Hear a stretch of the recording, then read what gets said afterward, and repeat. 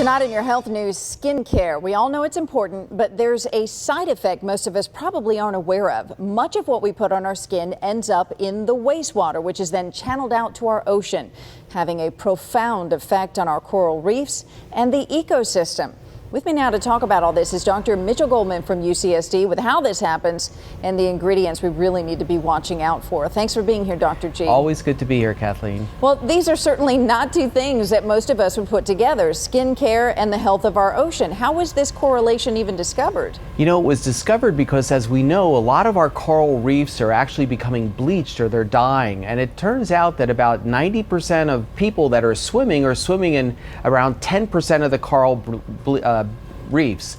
Now, there's an ingredient in many sunscreens called oxybenzone, and it turns out that just a teeny little bit of this ingredient can actually kill the coral. And so that's what they've found. Now, the good news is it doesn't mean you shouldn't use sunscreen. It means that when you use a sunscreen, you need to pick one without the oxybenzone and also one that has mostly the titanium or zinc oxides. And so we really need to start reading the labels, is what you're saying. And so what are the alternatives? Well, the alternatives are, wearing a rash guard, of course, when you're going swimming, but just using a sunscreen that has basically the physical blockers like zinc or titanium oxide. Those are the best. And it really makes a lot of sense because we're always slathering on the sunscreen before we go out into our oceans and swim around. So that I get. But what about the damaging effects to the coral reefs that our basic skincare products or facial cleansers, the exfoliators, are having? Right. Now that's even a more important problem, and it's actually was first discovered right here in San Diego at the Scripps Institute of Oceanography. What happens is many different skincare products that exfoliate the skin contain these little micro beads that are incredibly small, and so when you're exfoliating your skin to get that really clean, fresh look, what's happening is all those little teeny micro beads that are made of plastic are going down the drain. Now, our sewage system cannot filter those out. And so what they found is that those little micro beads go into the ocean. And right out by Scripps Hospital or Scripps Cove, that's what they were finding. And what happens is the little plankton actually eats those little micro beads. And other things like shrimp and scallops and mussels also eat the little micro beads because they think it's like a plankton. And it concentrates into the fish.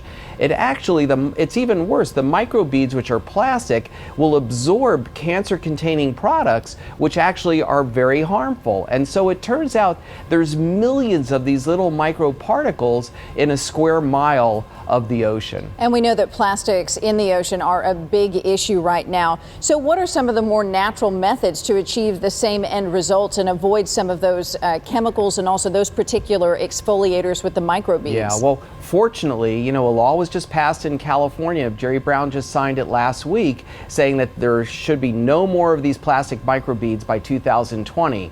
And so many companies right now have gotten rid of all the microbeads. And so they're using, if you want an abrasive exfoliant, which may not be the best thing to do because it can literally pop some blood vessels, they have like pits and almond pits and other natural products in it.